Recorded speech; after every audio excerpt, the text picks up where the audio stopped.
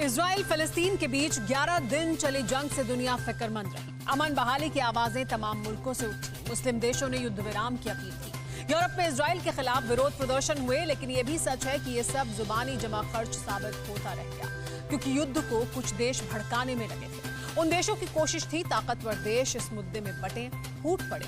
बड़े देशों के शामिल होने से युद्ध और भीषण हो जाए। चीन इसमें कुछ हद तक कामयाब भी हुआ। गाजा युद्ध में चाइनीज तानाशाह ने सुपर पावर के खेमे में कैसे खलबली मचाई, देखिए ये report.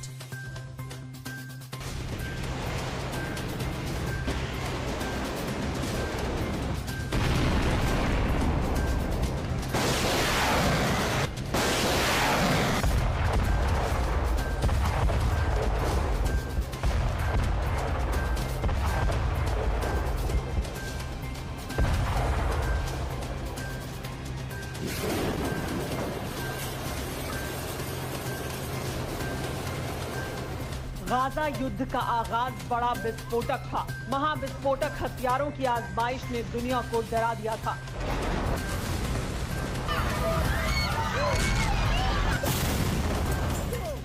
Long range rocket, fighter jet, fighter helicopter, धरती फाड़ मिसाइलें, विनाशकारी बम तक फट रहे थे।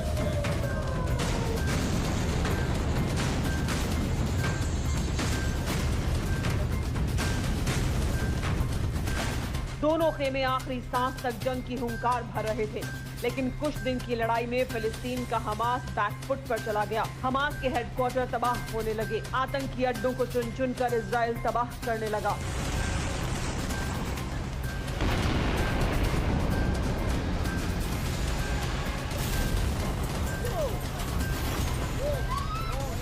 खाड़ी में महाविनाश देख दुनिया ने युद्ध को रोकने की अपील की। इंसानियत का हवाला दिया जाने लगा।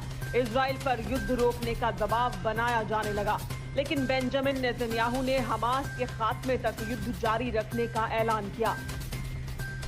गाजा पट्टी के बारूदी घमासान में सैकड़ों जिंदगियां खाक हो गईं, हजारों की दुनिया उजड़ गई।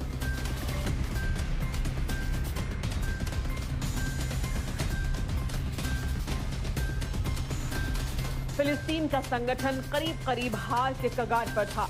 तभी अचानक इजराइल ने एक तरफा संघर्ष विराम का ऐलान कर दिया। गाजा युद्ध में बारूदी धमाके 11 दिन बाद थम गए।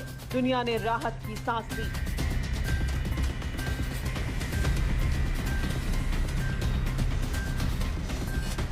तो क्या खाड़ी देशों में उठा बारूदी जलजला टोटल कंट्रोल में था? क्या गाजा युद्ध का दी एंड हो गया? जवाब है नहीं, क्योंकि जिस अखाड़े में चाइनीज शैतान उतर जाए, वहां साजिशों पर कोई लगाम नहीं लग सकती।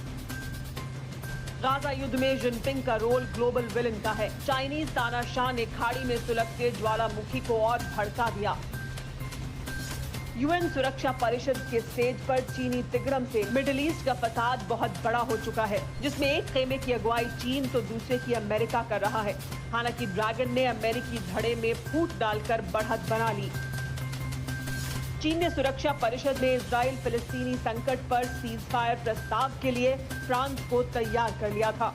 इमैनुअल मैक्रों को जिनपिंग के कहने पर मिस्र के राष्ट्रपति अब्दुल फताह अल सीसी ने साधा।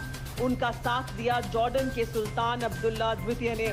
डील के बाद फ्रांस ने सीज फायर प्रस्ताव का ड्राफ्ट तक तैयार कर लिया था। सिक्योरिटी काउंसिल के मौजूदा अध्यक्ष झांग जून को इसकी जानकारी फ्रांस के राजदूत निकोलस डे रेवियर ने दी। सुरक्षा परिषद में इस ट्विस्ट की खबर जैसे ही प्रेसिडेंट जो बाइडेन को लगी, उनके होश उड़ गए। मैक्रों की जिनपिंग खेमे में जाने का मतलब था प्रस्ताव के खिलाफ सुपर पावर को वीटो इस्तेमाल करना पड़ता। जो बाइडेन ये कतई नहीं चाहते थे कि अमेरिका पर युद्ध को भड़काने का इल्जाम लगे और शी जिनपिंग का दांव यूएन में चले। अमेरिका युद्ध विराम की कोशिश में चीन से पहले से जुटा था, लेकिन इजराइल के हक साधने के साथ वहीं चीन का मकसद सिर्फ अमेरिका को झुकाना था। आखिरकार जो बाइडेन ने सीधे दखल देकर बेंजामिन नेतन्याहू को संघर्ष विराम के लिए तैयार किया। टेलीफोन पर दोनों लीडर की बात हुई, सीज फायर का ऐलान हो गया, जिसके बाद चीन ने युद्ध विराम करवाने का ढिंडोरा पीटना शुरू कर दिया। लेकिन इजराइल हमास युद्ध विराम की मियाद क्या है, कोई नहीं जानता। इजराइल में इसका भारी विरोध हो रहा है। हमास के जश्न मनाने की तस्वीरें सामने आने के बाद विरोध तेज होने लगा है।